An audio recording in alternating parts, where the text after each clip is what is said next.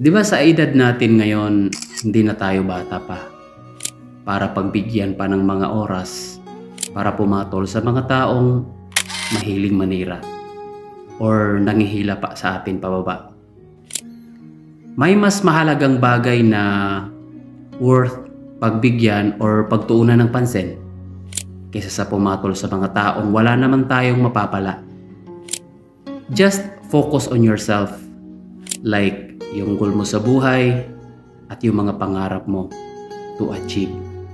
Rather than wasting your time on people na wala namang nais gawin kundi mangingialam sa buhay ng iba. Real talk.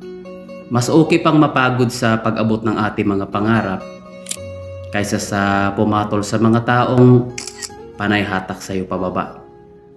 Hayaan mo silang pumutak dyan sa social media kasi darating yung panahon, mapapagod at mapapagod rin yan kung di mo papansinin at nawalan ka na ng pake sa kanila.